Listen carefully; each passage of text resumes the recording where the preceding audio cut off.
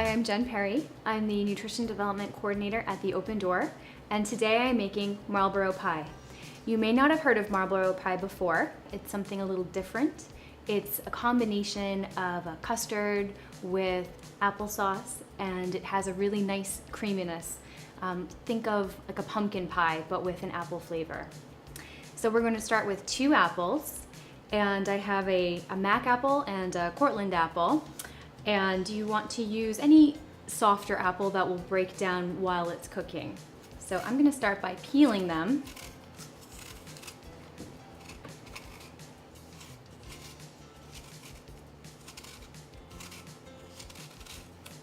This is a good recipe to use up your dinged apples or the apples that you wouldn't want to eat out of hand. So it's fine if they have bruises. We're going to take our peeled apple and we're going to grate it.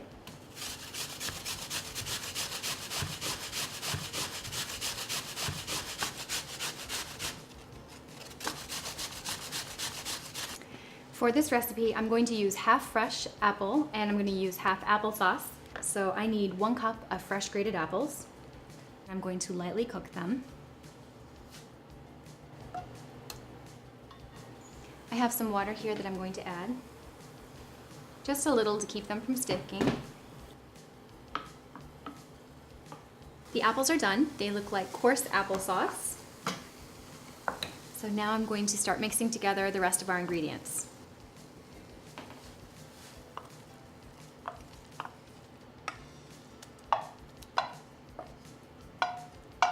Now we used 1 cup of grated apples, but we need 2 cups for this recipe. So I'm going to make up the difference with a store-bought applesauce. And this is unsweetened. If you use a sweetened applesauce, just add less sugar to this pie.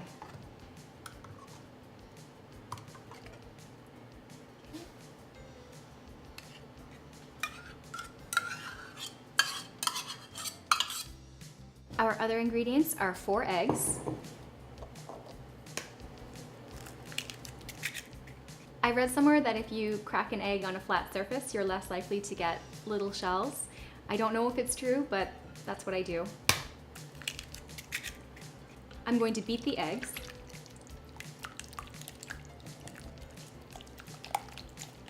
And now I'm going to add the juice from 1 lemon, 2 tablespoons of melted butter. My butter has solidified a little bit, but it's still soft enough to use. A half cup of sugar. And you can use more or less sugar. I like a little less sugar in my pie. I use about 1/3 of a cup, but most recipes will call for at least a half cup.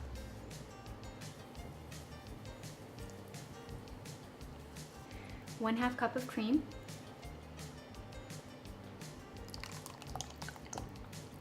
We need a 1/4 teaspoon of salt.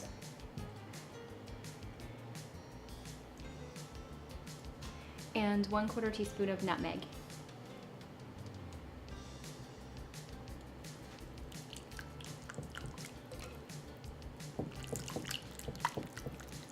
That's mixed, so now we're going to prepare our pie crust. I'm using a store-bought pie crust today, but you can certainly make your own. It's very easy. My pie crust has been sitting out for about a half an hour, and if you're using a store-bought pie crust, you definitely want to let it sit out on your counter for a little bit before you try and unroll it. If it's too cold, it will actually break. And this is a 9-inch pie pan. You can get creative with the edges. You can use the tines of a fork to make a pattern, or you can just use your fingers and just pinch together all around. You could also skip the pie crust altogether and bake the filling as a custard. I've done that before and it's also delicious. But for holidays, or special occasions, it's nice to serve it as a pie. We're getting to pie season and it looks beautiful. The last step before I fill the pie is to put a baking sheet underneath. I am using a disposable pie plate, so it's a little bit flimsy. Now I'm going to fill the pie crust.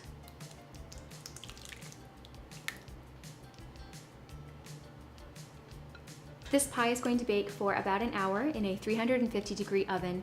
I would watch it and make sure that the crust isn't browning too quickly, and if it is, just cover it with some aluminum foil, or you can use a crust guard just to prevent it from browning too much.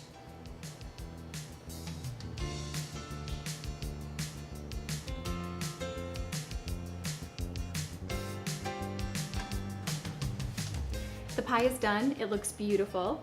The crust is perfect. It's cooked all the way through in the center. What you want to do is test it with either a toothpick or a knife. Insert it in the center and make sure that it comes out clean. You can serve it as is or with whipped cream. It's the perfect season for pies.